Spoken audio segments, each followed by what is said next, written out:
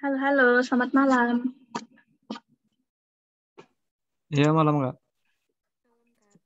Tes, tes. Kok sepi? Malam nggak? Halo, Oke. Gimana kabarnya nih? Sehat semua kah? alhamdulillah sehat Kak. Mantap. Masih semangat kan? Malam-malam gini.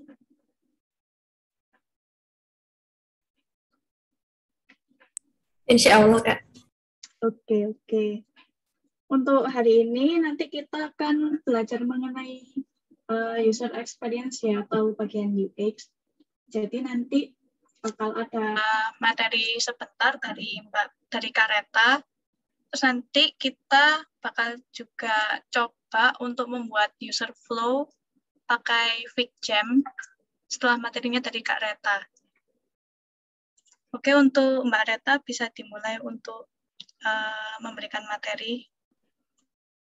Oke, halo semua. Tadi kenapa? Bentar ya.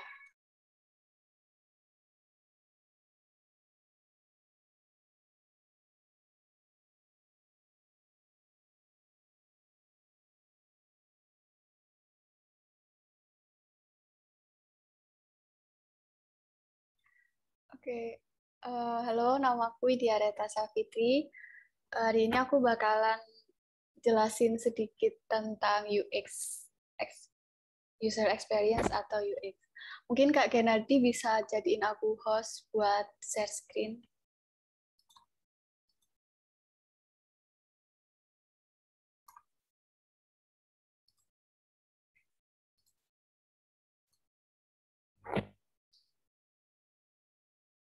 Halo, Gen. HFK kayaknya, Kak. Oke, Tapi kamu ini bisa jadiin aku host nggak? kalau jadiin host enggak, tapi ini bisa allow participant to share screen, Mbak, di security. Bisa nggak, Mbak? Dicoba Oke. dulu. Oke. Kemarin kan kita udah belajar banyak nih tentang UI sama UX, tapi masih secara general. Terus minggu kemarin juga kalian udah belajar tentang Figma dan bikin ilustrasi sederhana kan. Hari ini kita mau fokus buat belajar tentang user experience atau UX. Pertama pasti akan belajar tentang pengertian kan. Apa sih yang dimaksud dengan UX gitu? UX atau user experience merupakan proses mendesain suatu produk melalui pendekatan pengguna. Dengan pendekatan ini, desainer bisa menciptakan produk yang sesuai dengan kebutuhan dan keinginan pengguna. Jadi kalau kita simpulkan, UX adalah proses untuk membuat produk di mana untuk memenuhi keinginan dan kebutuhan pengguna. Oke, apa sih fokus dari UX itu sendiri? UX itu fokus pada perasaan, feeling, ketika seseorang menggunakan sebuah produk. Kalau UI, user interface, namanya aja interface, tampilan. UI bakalan fokus di tampilannya. Rapi apa enggak, warnanya bagus apa enggak, dan tipografinya sesuai apa enggak. Kalau UX dia lebih kayak gimana membuat pengguna itu merasa nyaman dan mau menggunakan terus-menerus. Oke, selanjutnya pada UX ada yang namanya design process. Jadi dalam UI UX itu setiap UI maupun setiap UX itu pasti ada design prosesnya gitu. Di sini aku mau bahas tentang UX design process. Apa sih yang dilakukan dalam UX design process itu? Jadi di sini ada 5. Yang pertama, mencari permasalahan dari aspek user atau bisnis. Oke, Kak, kenapa kok ada bisnis juga? Kalau kita bekerja menjadi seorang UI atau UX designer, kita perlu untuk mengembangkan sebuah aplikasi yang juga meningkatkan segi bisnis dari perusahaan yang kita sedang bekerja.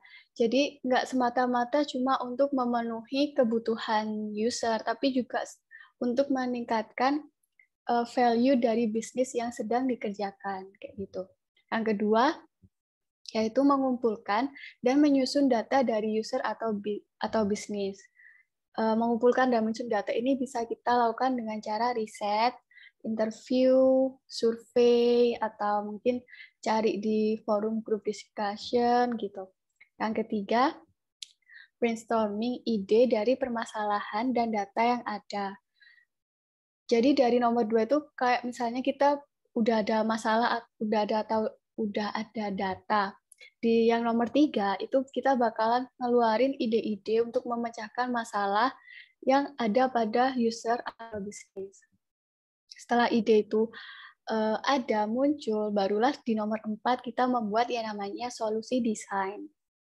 Setelah melakukan solusi desain, tahap yang paling penting yaitu melakukan tes dari solusi desain.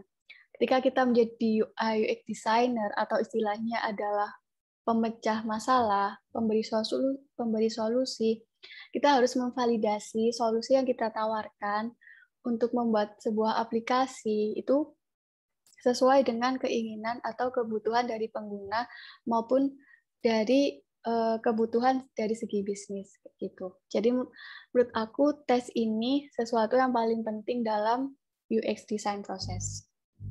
Oke. Apa aja sih Kak macam-macam UX design proses? Jadi di sini sebenarnya ada banyak, cuman aku tampilin cuma 4. Yang pertama yaitu user centered design, design thinking, design sprint, dan lean UX. Di nomor 2 itu kenapa aku highlight tentang design thinking? Karena untuk saat ini ya kita nggak tahu ke depannya gimana. Untuk saat ini UX design proses yang banyak digunakan adalah design thinking. Kalau yang lainnya sebenarnya juga udah sering digunakan, apalagi yang design sprint ini juga udah mulai banyak digunakan. Google sekarang juga menggunakan design sprint, cuman untuk secara keseluruhan design thinking masih paling favorit. Gitu. Oke, karena yang aku highlight tentang design thinking, jadi aku bakalan bahas tentang design thinking itu sendiri. Oke, apa sih itu design thinking? Pemikiran desain. Oke, design thinking adalah suatu perumusan dan pemecahan masalah yang berfokus pada manusia sebagai seorang pengguna. Proses ini dilakukan oleh desainer produk atau UX designer, melibatkan pencarian masalah dan menentukan apa yang sebenarnya dibutuhkan oleh seorang user. Oke. Ada 4 prinsip design thinking. Yang pertama, fokus pada manusia dan kebutuhannya. Manusia ini maksudnya manusia sebagai pengguna ya. Yang kedua yaitu, semua masalah bersifat ambigu, dapat dipertanyakan dan ditafsirkan secara berbeda. Semisal nih, aku menggunakan aplikasi Instagram gitu. Kalian tahu nggak, di aplikasi Instagram itu kan ada fitur namanya save post. Jadi kita bisa menyimpan postingan-postingan yang menurut kita itu penting gitu kan. Tapi masalah yang aku hadapi itu ketika aku mau menghapus semua save post aku itu nggak bisa langsung semua, harus satu-satu gitu. Nah, menurut aku itu masalah. Cuman masalah yang aku hadapi itu masih ambigu. Jadi perlu validasi. Kita harus tanya ke orang lain, apakah orang lain juga mengalami masalah yang sama. Dari situ mungkin kita bisa mendapatkan data. Oh, ternyata orang lain itu juga mendapatkan masalah yang sama denganku gitu. Yang ketiga yaitu terdapat aturan mendesain ulang untuk menjaga agar desain tetap relevan untuk kebutuhan dasar dan preferensi manusia. Dan yang terakhir yaitu terdapat aturan tangibility, yaitu desain dibuat nyata sehingga mudah dipahami dan tidak menghambat komunikasi dalam tim desainer. Oke, terus apa sih tahapan design thinking itu? Untuk tahapannya ada 5 tahapan yang penting, semuanya penting. Yang pertama yaitu empathize atau berempati, yang kedua define, mendefinisikan, yang ketiga ideate, nomor 4 prototype, dan yang terakhir itu testing. Di sini aku mau bahas satu persatu. Untuk yang pertama yaitu empathize atau empati. Oke, ketika kita mau membahas sebuah aplikasi nih, Aku kasih contoh, kita mau bikin online learning app untuk mahasiswa. Jadi pembelajaran melalui platform digital untuk mahasiswa kayak mungkin Ruang Guru atau Genius kayak gitu kan. Nah, tahap awal pada design thinking adalah empathize, yaitu berempati kepada user. Hal pertama yang harus dilakukan adalah mencari tahu siapa saja user yang akan dituju. Tadi kan aku udah nyebutin nih, misalnya aku mau bikin aplikasi online learning app, berarti user yang aku tuju itu siapa? Pastinya mahasiswa kan? Kita bisa mengelompokkan, oh ternyata usernya dituju itu mahasiswa dengan rentang umur sekian sampai sekian, jenis kelaminnya laki-laki dan perempuan, gitu. Selanjutnya, ketika sudah mengetahui user atau pengguna yang akan dituju, maka seorang desainer perlu mengetahui pengalaman, emosi dari situasi dan situasi dari si pengguna. Mencoba menempatkan diri sebagai pengguna sehingga dapat benar-benar memahami kebutuhan pengguna. Hal ini dapat dilakukan dengan melakukan wawancara, observasi kehidupan pengguna, dan cara lainnya. Oke, apa aja sih yang dilakukan pada tahap empathize? Ya, yang pertama yaitu menganalisis data analitis. Oke, pertemuan pertama Mas Irfan itu pernah menunjukkan kan, kalian tahu Medium kan, Medium sebagai sumber informasi lah. Di situ itu banyak sekali data analitis yang mungkin bisa kita gunakan untuk mendukung proses empati kita saat melakukan UX design proses. Yang kedua yaitu melakukan survei pengguna. Untuk melakukan survei pengguna, sebenarnya pertanyaannya harus pertanyaan yang mendukung proses riset kita. Oke, balik lagi yang awal tadi, aku mau bikin online learning app buat mahasiswa kan. Mungkin survei pengguna atau pertanyaan yang ada di survei itu kita bisa tunjukin kayak misalnya, pernahkah mereka menggunakan online learning app? Apa sih ekspektasi mereka ketika menggunakan online learning app? Terus apa manfaat yang ingin mereka dapatin ketika menggunakan aplikasi, terus aplikasi online learning app apa yang menjadi favorit mereka, kendala, kelebihan, solusi, itu harus kita gali ketika melakukan survei. Yang ketiga yaitu melakukan in-depth interview. In-depth interview kita bisa lakukan dengan mewawancarai seseorang secara personal untuk mendapatkan data-data yang kita butuhkan, kayak gitu. Misalnya nih, di survei kita udah dapetin satu orang menjawab surveinya dengan sangat bagus, terus kita suruh buat interview gitu. Terus kita tanya di survei, kamu mengalami kendalanya itu ternyata materinya nggak jelas ya. Di in-depth interview, kita harus menggali seseorang itu kendalanya di mana. Jadi nggak cuma, oh iya ya, oh enggak. Jadi emang di in-depth interview kita wawancara secara mendalam. Bisa ditanyain, mungkin boleh tahu nggak kendalanya itu, materinya itu yang bagian mana. Terus kita tanya lagi, kalau menurut Anda, kendala itu bisa diatasin dengan cara apa, kayak gitu. Jadi kita harus benar-benar menggali seseorang tersebut untuk mendapatkan rasa emosi dari mereka ketika menggunakan sebuah aplikasi. Yang terakhir yaitu melakukan FGD atau Forum Group Discussion. Sebenarnya kalau FGD ini aku nggak begitu paham sih. Mungkin FGD ini bisa dilakukan ketika kita lihat aplikasi yang ada di Play Store kan. Itu pasti ada rating dan juga review atau komentar. Nah, di situ kita bisa cari tuh aplikasi kompetitor kita, terus dicari kelemahannya apa, keunggulannya itu apa. Dari situ kita bisa mendapatkan pandangan yang lebih banyak ketika melakukan sebuah empati. Yang selanjutnya yaitu define. Setelah desainer mengerti kebutuhan pengguna, maka desainer perlu menggambarkan sebuah ide atau pandangan user yang akan menjadi dasar dari produk atau aplikasi yang akan dibuat. Hal ini dapat dilakukan dengan membuat list kebutuhan user dan menggunakan pengetahuan mengenai kondisi yang sedang terjadi. Hal yang dilakukan pada tahap define, yang pertama yaitu mendefinisikan pain point dari user, yang kedua yaitu membuat how might we. Sebenarnya di dalam step ini tuh banyak yang dilakukan, tapi di sini aku cuma nampilin dua, mendefinisikan pain point dan membuat how might we. Oke, kita bahas satu persatu. Pain point itu apa sih, Kak? Sebelumnya kita udah berempati nih kepada orang-orang, kepada user yang kita tuju gitu. Nah, di situ kita pasti paham kan, pain point itu adalah kesulitan yang dihadapi oleh pengguna. Kita bisa mendapatkan kesulitan-kesulitan tersebut dari proses empati. Misalnya nih pain point-nya, ternyata user itu malas belajar karena sibuk. Ternyata aplikasinya itu nggak dipakai karena mereka nggak suka UI-nya. Gitu. Ditulis aja pain point-nya.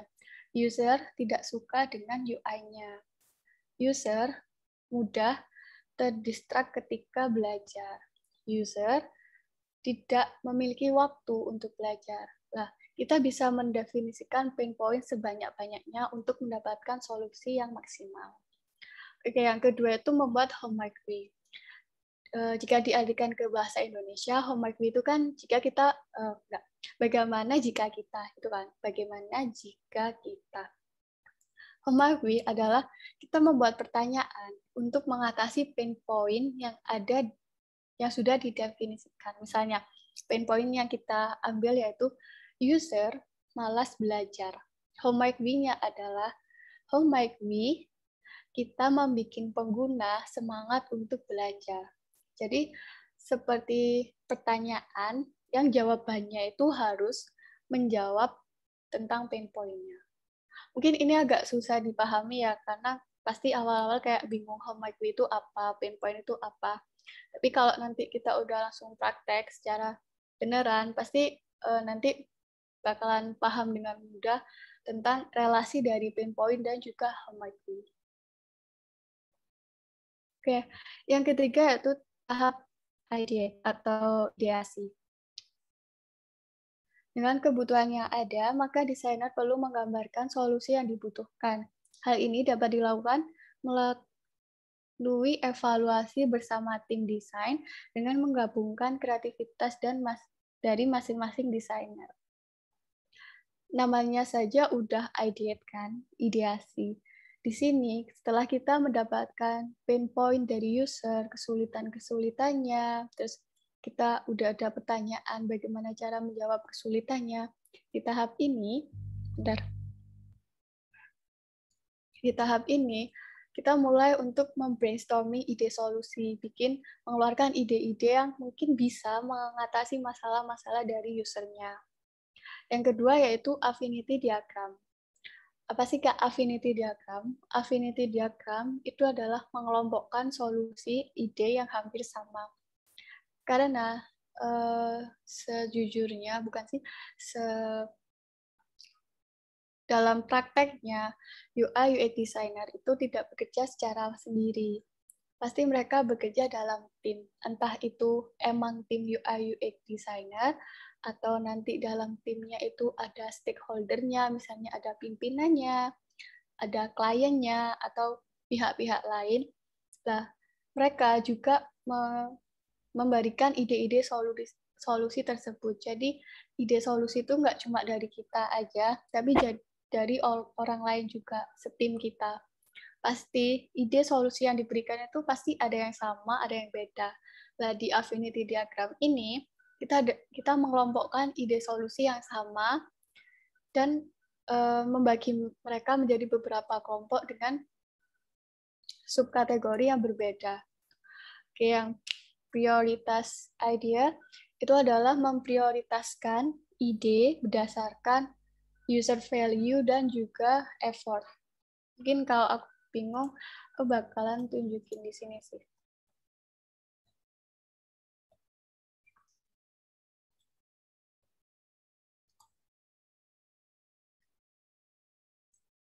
Oke.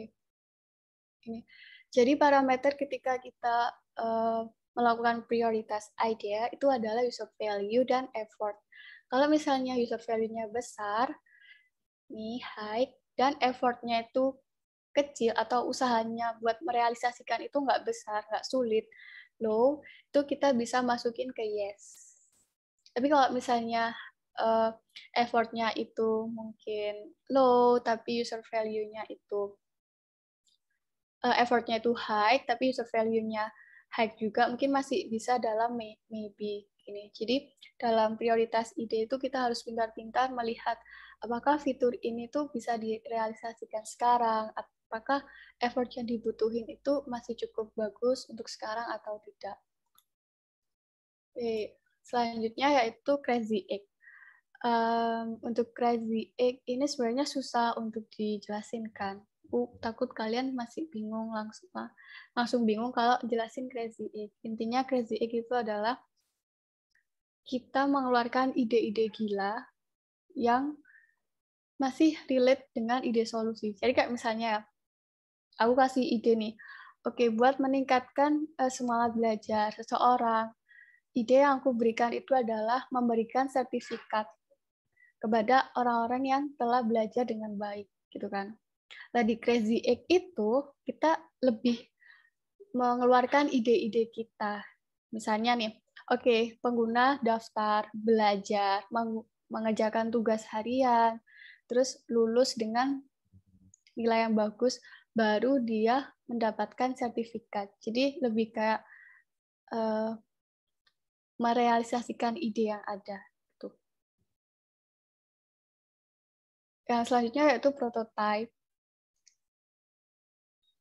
Ide yang sudah ada sebelumnya, maka perlu langsung diimplementasikan dalam sebuah aplikasi atau produk uji coba. Perlu dihasilkan sebuah produk nyata dan kemungkinan skenario penggunaan. Apa aja sih yang dilakukan pada tahap prototype? Yang pertama yaitu membuat user flow, yang kedua membuat wireframe, yang ketiga membuat desain UI, dan yang terakhir membuat prototype desain UI. Membuat user flow, ini sebenarnya kalau kalian udah belajar mungkin mirip flowchart, tapi bukan flowchart. Jadi lebih kayak bagaimana seseorang itu ketika menggunakan aplikasi itu bisa mencapai tujuannya. Kalau kalian pakai Instagram, mungkin tujuan utama kalian itu adalah untuk ngeposting suatu gambar. Jadi yang pertama kalian lakukan itu buka aplikasi, terus register kalau misalnya belum register, terus habis itu login, terus mencet tombol tambahkan post, habis itu milih gambar, habis itu edit, memberikan caption, sampai akhirnya gambarnya itu diposting. Jadi user flow itu adalah langkah-langkah yang harus dilakukan oleh user untuk mencapai sebuah task atau goal. Jadi user flow ini yang akan kita praktekkan setelah ini. Yang kedua itu yaitu membuat wireframe. Mungkin kalau sebagian dari kalian yang masih bingung wireframe itu apa, bakalan lihatin di sini. Wireframe itu seperti tampilan UI, tapi warnanya masih abu-abu, hitam, dan putih. Jadi masih belum dihias sama sekali, cuman di dalam wireframe yang perlu ditekankan adalah penyusunan informasi. Kayak misalnya, ini kan website, oke. Terus di sini ada jumbotron, mungkin nyebutnya hero atau banner. Nah, di sini kalian harus udah menentukan informasi apa sih yang ada di sini gitu. Terus kenapa dia ditaruh di sini? Mungkin ada alasannya, dia ditaruh di paling atas karena dia begitu penting buat user. Terus kenapa buttonnya di sini tuh berwarna, yang lainnya putih. Jadi wireframe, best practice-nya itu udah ada alasannya. Di sini ada gambar, terus di sini ada tulisan-tulisan, kenapa tulisannya tuh di sini. Biasanya di situ harus dijelasin, cuman dijelasinnya secara singkat aja. Kenapa wireframe penting? Buat kita lanjut ke proses selanjutnya yaitu desain UI agar tidak blank. Biasanya sih kalau langsung desain UI itu juga nggak apa-apa. Cuman untuk wireframe ini bisa membantu kita gimana sih cara mendesain UI-nya gitu. Oke, selanjutnya yaitu membuat desain UI. Kalau desain UI kan pasti udah tahu ya. Jadi kayak benar-benar membuat sebuah desain dari aplikasi gitu. Oke, desain UI. Itu dari wireframe yang ada, kita mulai untuk coloring, tipografi, membuat desain sistem, buttonnya diatur, icon, dan lain-lain sampai aplikasinya itu udah dirasa tampilannya udah sesuai dengan apa yang direncanakan sebelumnya. Setelah bikin desain UI, itu melakukan prototyping. Mungkin buat yang belum tahu prototyping itu apa, prototyping itu adalah membuat desain itu lebih interaktif. Kan di sini ada button nih. Oke, kelihatan kan kursorku? Ketika dia diklik, dia mau kemana? Terus ketika dia diklik yang ini, dia munculin apa? Jadi prototype itu adalah membuat desain UI menjadi lebih interaktif dan seperti aplikasi nyata. Atau aplikasi yang benar-benar udah di-develop sama developer. Oke, yang terakhir itu adalah testing. Ini adalah yang paling penting ya. Dari produk atau aplikasi uji coba yang udah dibuat, maka akan dilakukan sebuah percobaan dengan pengguna. Dari pengalaman pengguna dalam menggunakan produk uji coba, maka akan didapatkan masukan untuk membuat produk yang lebih baik dan melakukan perbaikan pada produk yang ada. Oke, apa saja sih yang dilakukan pada tahap testing? Yang pertama, mengevaluasi setiap ide solusi dengan testing. Yang kedua itu melakukan interview atau online survey untuk testing. Menurut aku yang 2 poin ini tuh cukup berhubungan sih. Aku bakalan bahas yang kedua mungkin. Untuk melakukan interview atau online survey untuk testing. Oke. Untuk melakukan survei atau interview, sebenarnya kita cukup membutuhkan 5 orang. Kalau dilihat 5 orang itu di sini kan ya. Terus kita ke sini, mungkin ini udah 80%, jadi udah mewakili banget. Idealnya 5 orang. Tapi kalau ingin memvalidasi produk uji coba, itu mungkin bisa sampai 15 orang. Apa aja sih yang kita tanyakan pada tahap testing ini? Misal kita punya beberapa user flow nih. Pengguna harus pengguna harus bisa memposting gambar dari Instagram kayak gitu. Nah, di situ kita udah bikin interface aplikasi nih. Seolah-olah mirip Instagram tapi beda. Dari situ kita mungkin bisa ngetes nih user itu bisa nggak melewati task yang ada mulai dari login register sampai gambarnya itu terposting dengan baik. Kalau misalnya user ada yang kesusahan di dalam membuat caption, itu mungkin kita bisa catat. Kenapa kok susah kayak gitu. Kalau di survei kita nggak bisa tanya langsung kan. Tapi kalau di wawancara, dengan melihat seseorang mencoba produk kita tuh bisa tahu kalau orang tersebut itu sedang kesusahan. Di situ mungkin kita bisa langsung tanya, Anda kesusahan di sini ya?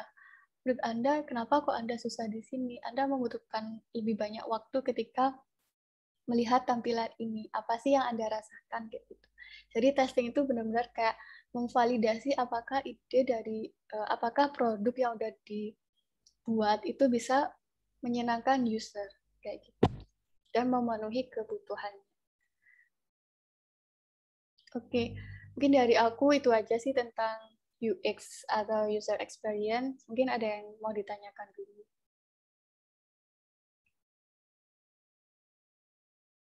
Kalau nggak ada, mungkin bisa lanjut sama Shine untuk praktek user flow-nya. Aku izin stop share dulu ya. Oke, terima kasih Kak Reta. Ini teman-teman ada yang mau tanya nih, nggak usah malu-malu dong.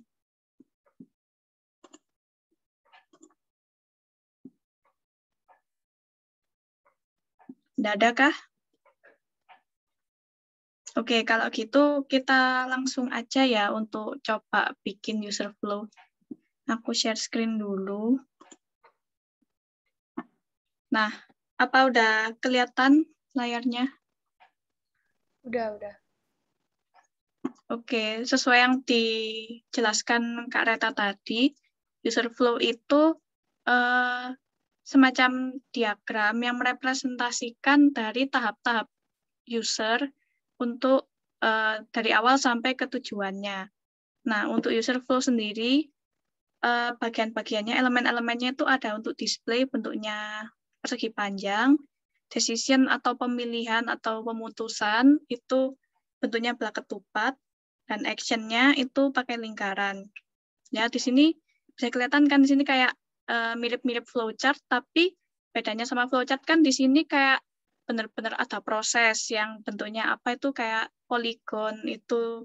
Terus juga di sini kayak banyak operasi-operasi kode program. Kalau di sini lebih jelasin alur dari usernya ketika menggunakan website ataupun aplikasi. Nah, tapi di sini nanti aku pribadi bakal pakai Happy Path atau Happy Flow, soalnya lebih simple juga, ya hampir sama sih, cuman kita nggak pakai yang action ini, jadi bisa pakainya di display ini, cuman display sama decision. Oke, untuk memulainya, kita bisa buka Figma-nya dulu. Sambil buka ya Figma-nya, Figma masing-masing. Nanti klik New, habis itu pilih yang FigJam file. Bedanya apa sih Kak yang Figma biasa, Figma design file ini sama FigJam file? Nah, yang FigJam file ini biasanya digunakan untuk fase-fase di design thinking.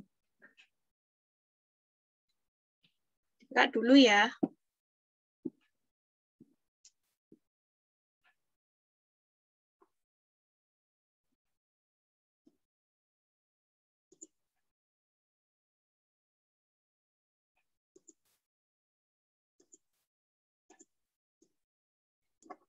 Sudah pada muka belum? Ayo guys, bersuaralah. Barusan buka, Kak. Oh, oke. Nah, di sini bisa kita mulai, misalkan, langsung aja. Untuk user flow kali ini, kita mau bikin user flow ketika melakukan login di aplikasi maupun website. Contohnya nih, biasanya sebelum melakukan login, user kan harus membuka aplikasi dulu kan. Membuka aplikasi. Nah, kemudian setelah membuka aplikasi, biasanya ngapain tuh kalau mau login? Masukin username sama password. Nah, ya. Di sini memasukkan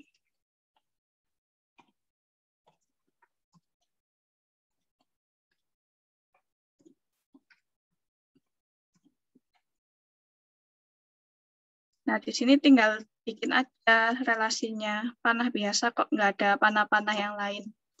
Nanti bisa dilanjut. Nah, di sini kita bikinnya bebas ya. Kalian mungkin ada pemikiran lain untuk user flow atau alur dari usernya itu ketika melakukan login, entah itu butuh registrasi dulu atau mau loginnya langsung lewat sosial media atau bagaimana.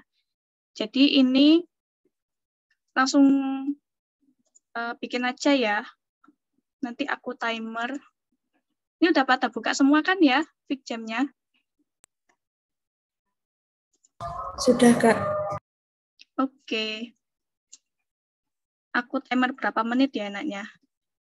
15 menit cukup kah? Atau 30?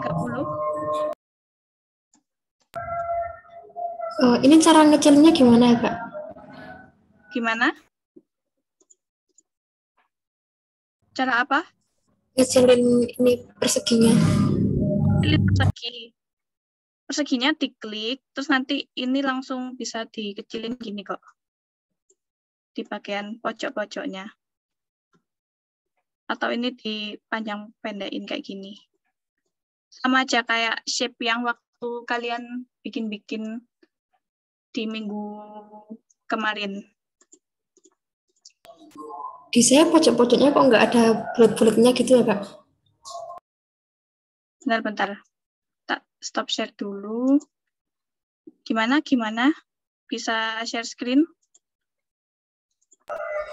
Share screen, oh bentar.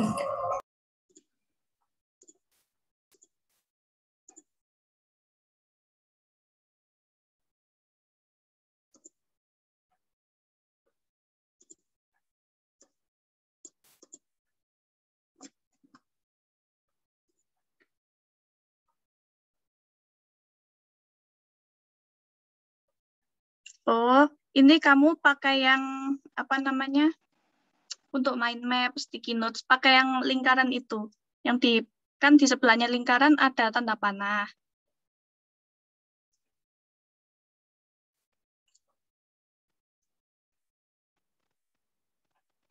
Ya, itu coba. Nah, ya pakai yang itu ya. Maaf tadi aku lupa jelasin yang untuk tools-toolsnya. Jadi mungkin nanti sambil jalan bisa sambil tanya-tanya. Gimana, apa bisa dipahami? Bisa, Kak. Oke. Sudah bisa, Kak. Makasih, Kak. Oke. Sebelum mulai, ada yang mau ditanyakan dulu, Kak? Permisi Kak, izin bertanya. Ya. Ini kan yang bikin kayak flowchart itu apakah fungsinya sama kayak flowchart yang di coding Kak? Apa beda? Hampir sama, tapi bedanya kalau yang di coding itu kan kalian menjelaskan alur kode program ya kan? Kayak Iya. dimulai deklarasi variabel, kemudian kayak pemilihannya gimana programnya. Nah, kalau di sini lebih ke step-step dari usernya ketika melakukan salah satu fiturnya itu. Misalkan yang untuk saat ini kan kita mau membuat user flow ketika user ingin melakukan login. Nah, tinggal buat aja tuh. Oh ya, aku lupa share screen lagi. Bentar. Nah, kayak gini. Nanti misal ada pemilihan, tinggal bikin lagi aja pakai belah ketupat. Misalkan tadi pemilihannya sudah punya akun.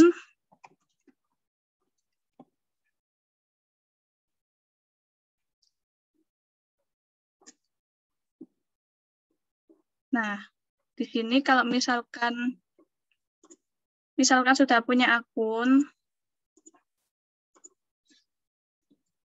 langsung memasukkan ke ini kan, langsung memasukkan username sama password. Nah, kalau belum, misalkan usernya belum punya akun, berarti kan melakukan registrasi kan.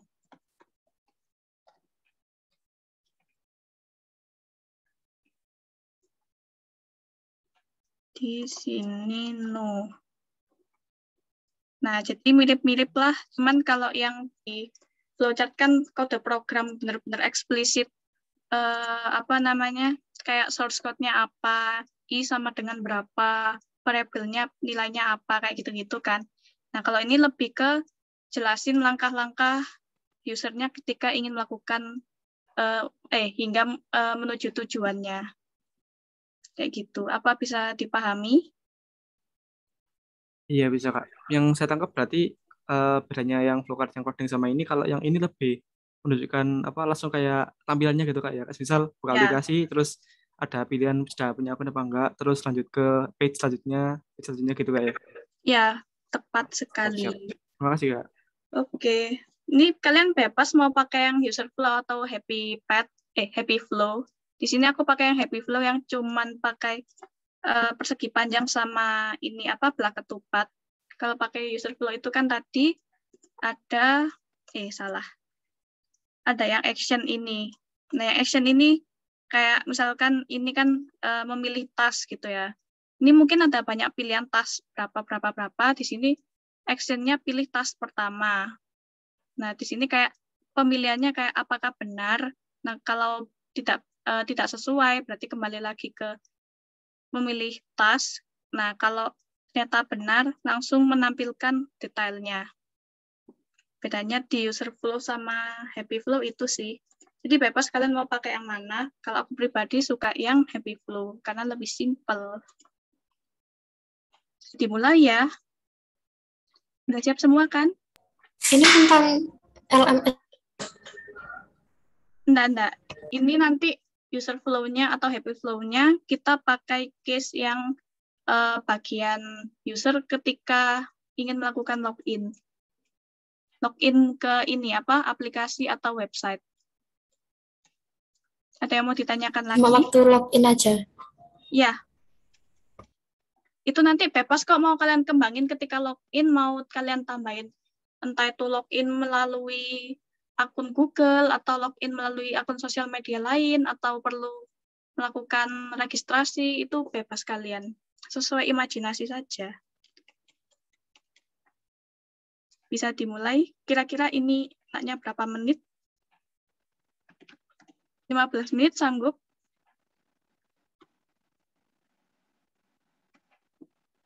Halo. Mungkin dicoba dulu, mungkin bisa, Kak. Kak dicoba, Kak tahu. Oke. Lost ya. Iya, Kak. Oke, saya mulai. Oke, dimulai.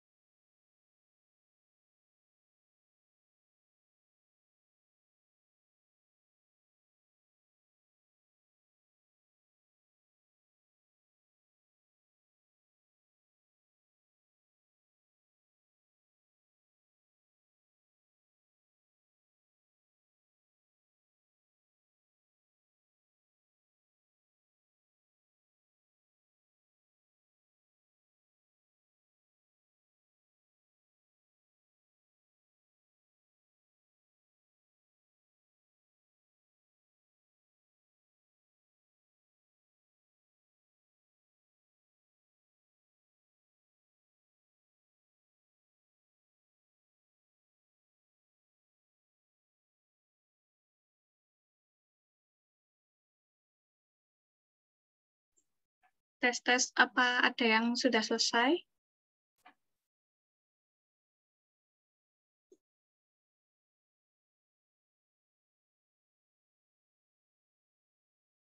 Masih belum, Kak.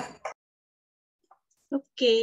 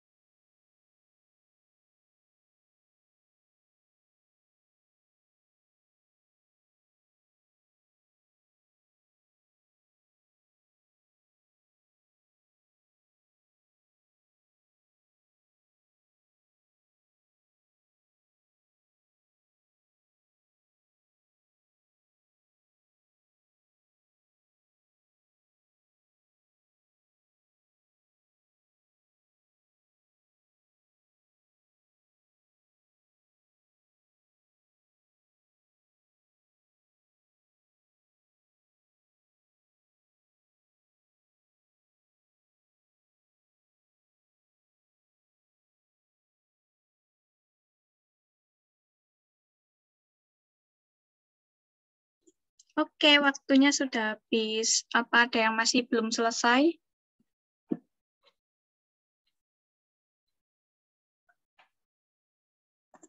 Halo, halo.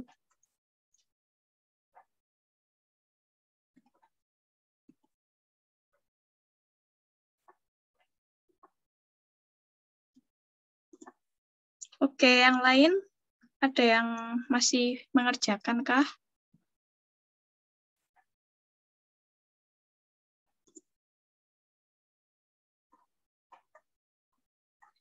Oke, karena di sini sudah ada yang bilang sudah. Ada yang mau nggak share screen sambil jelasin hasil pekerjaannya?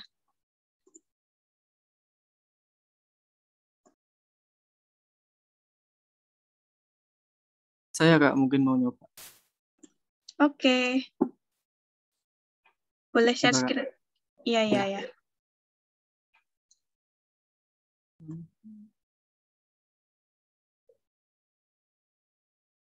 Sudah kelihatan nggak? Oke, sudah. Boleh dijelaskan? Iya, ini pertama kan open apps tadi, terus ada kayak apa button 2 gitu, login gunakan Google. Kalau iya langsung login akun Google, terus langsung ke landing page. Kalau enggak, nanti ada pilihan sudah punya akun apa enggak. Kalau kalau belum punya akun, nanti langsung ke page buat akun, terus diteruskan ke page recaptcha itu, terus masukkan username sama password. Kalau semisal sudah punya akun, nanti langsung ke page yang sama, yang masukkan username password. Terus passwordnya benar atau salah. Kalau benar langsung ke landing homepage. Kalau salah ke forgot password page. Terus langsung ke reset password. Terus kembali ke masukkan username password tadi, Kak. Sudah. Keren. Aku gak kepikiran kalau ada captcha page. Keren. Berarti ini bisa login pakai akun Google aja ya? Iya, tadi sebenarnya ada kepikiran kayak Google apa? Kan ada biasanya kan kalau aplikasi ada yang Google, kalau Kak Facebook, kalau Kak Twitter Kak ya. Nah, itu Oh yang iya. di decision-nya ini bingung saya. Mau gimana buat implementasinya gitu loh. Oh, kalau itu bikin decision lagi. Jadi sebelahnya login menggunakan Google, kan ini ada yes no gitu kan. Yang no ada decision lagi. Itu Oh, iya, iya. isinya login menggunakan Instagram kayak gitu. Oh, jadi langsung buat decision 3 gitu kayak ke bawah gitu. Iya, Oh iya, bisa. Kak kepikiran. Ya, sorry Kak. Ya, nggak apa-apa, masih belajar kan. Iya. Oke, mungkin dari kakak-kakak lain ada masukan. Halo kakak-kakak yang lain. Oh, sebenarnya no comment ya. Iya. Oke, terima kasih Ya, Ahmad makasih Kak atas Sodikin. bimbingannya. Ya. Saya izin Oke, stop share kan Kak. oke, silakan. Mungkin ada yang mau share screen lagi sambil jelasin.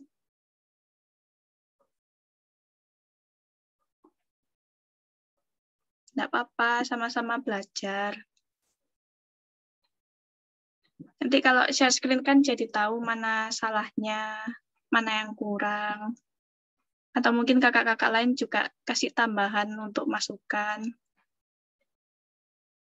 Aku Kak mau share screen. Oke, monggo.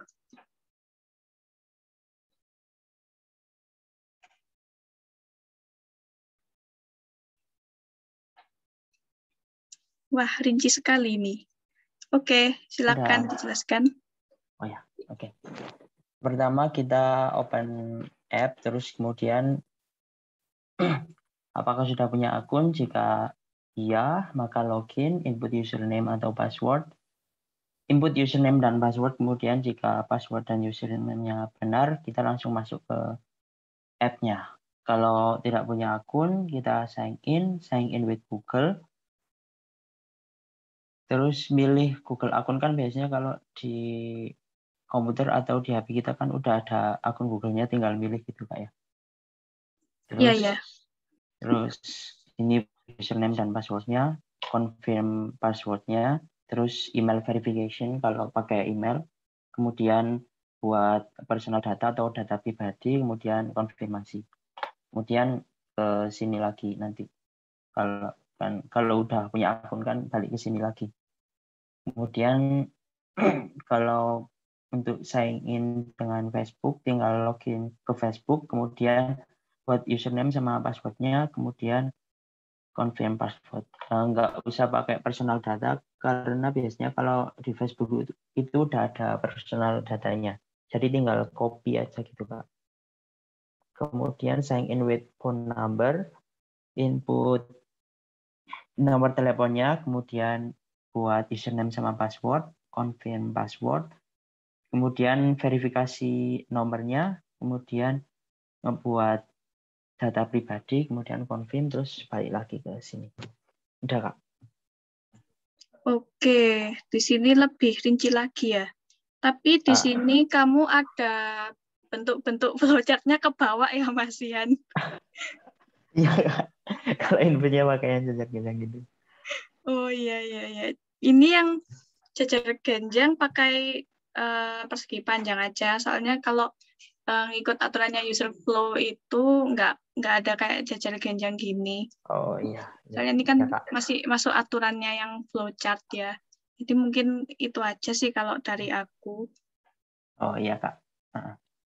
Ya, mungkin dari kakak-kakak lain apa ada komentar?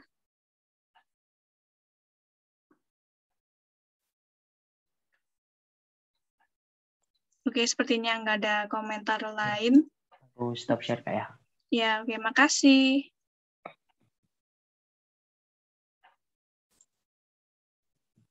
Ada yang mau coba share screen lagi?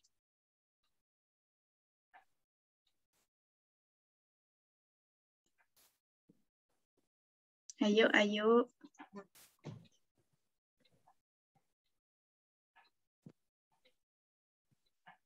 Oh ya, ini nanti user flow-nya bakal kalian kumpulin ke Classroom ya. Sama nanti bakal dipakai untuk pertemuan minggu depan bahas wireframe. Nanti bakal kalian pakai untuk desain kalian itu, user flow-nya.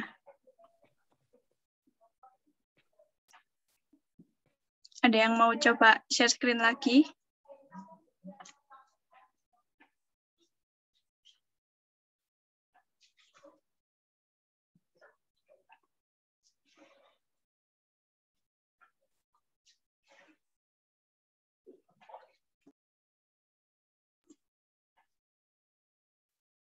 Oke, kalau misalkan ini sudah nggak ada yang mau share screen atau tanya-tanya lagi, mungkin sampai sini aja mini kelas hari ini, karena takutnya kemalaman juga, kalian juga besoknya kuliah. Oh ya, sebelumnya kalian di sini pada kuliah online apa offline? Halo. Iya, Kak. Ini kalian pada ikut kuliah online apa offline? Luring sih, Kak. Kalau misal ada pelajaran praktek itu offline. Oh, pelajaran apa tuh yang praktek? Ya, kayak dasar. Praktek dasar pemrograman gitu. Oh ya sih, semester 1 masih itu ya. Iya. Itu luring ya itu, Dan? Iya, yang praktek luring. Kalau yang kelas lain, matkul lain itu masih daring. Oke. Gimana nih kuliah di kampus biru? Kesannya? Atau mungkin ada mau sambat dulu? Gak apa-apa, santai aja. Biar makin deket kita kan. Suruh naik lift, Kak. Tapi BTW, aku naik lift itu agak mabuk. Ada yang senasib gak? Kayak ada tekanan gravitasinya gitu. Oh, punya fobia ketinggian. Ya, pelan-pelan sih kalau itu. Pokok jangan lihat ke bawah ya kalau fobia ketinggian. Fokus ke depan aja kalau itu. Soalnya kan kacanya juga transparan gitu kan. Sandalnya musola bikin kepleset. Hati-hati ya guys. Kalau mau sholat-sholat, pelan-pelan, jangan terburu-buru. Kalian nggak ada yang ngejar kok. Oh ya, jangan sampai salah tempat wudhu waktu itu, soalnya teman-temanku ada yang salah masuk tuh ke tempat wudhu. Harusnya ke tempat wudhunya cewek, malah masuk ke tempat wudhunya cowok.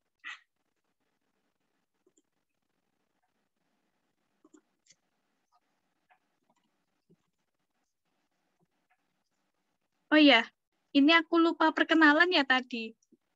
Oh ya, ini kenalin dulu. Ya, nggak kenalin dulu sih. Perkenalkan, ini aku Shine Devaktaviana Neksya Putri. Biasanya dipanggil Shine, jangan panggil Sine ya. Itu nanti maknanya beda. Nah, aku dari WRI 8. Terus tadi yang kakak yang menjelaskan materi PowerPoint tadi, bukan PowerPoint sih, kan yang di Canva tadi itu Kak Widya Reta Safitri, biasanya dipanggil Kak Reta. Kak Reta itu dari WRI 7. Terus di sini tadi kayaknya aku melihat ada sesepuh memantau kita juga. Tadi ada kayaknya ada Kak Irfan. Itu kalau nggak salah dari WRI 6. Seperti biasa sesepuh selalu memantau cucu-cucunya. Oke, mungkin sebelum aku akhiri, ada yang mau ditanyain lagi? Atau mau sambat-sambat lagi?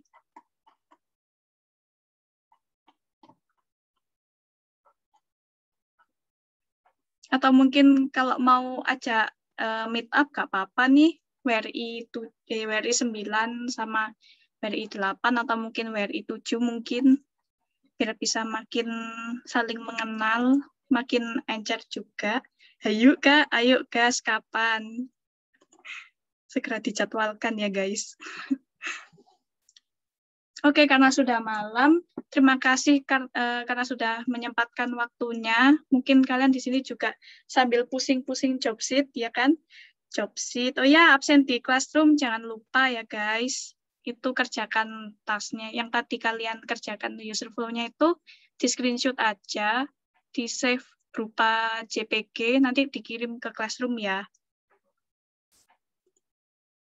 Terus juga ini pokok terima kasih sudah menyempatkan waktunya di sela-sela kesibukan, mungkin yang pusing-pusing job sheet dari dasar pemrograman atau tugas-tugas lain, atau mungkin sudah dapat tugas besar untuk akhir semester.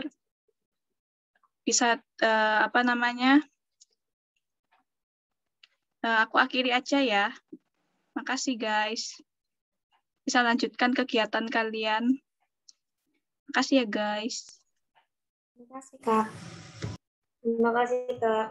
Oke, makasih banyak.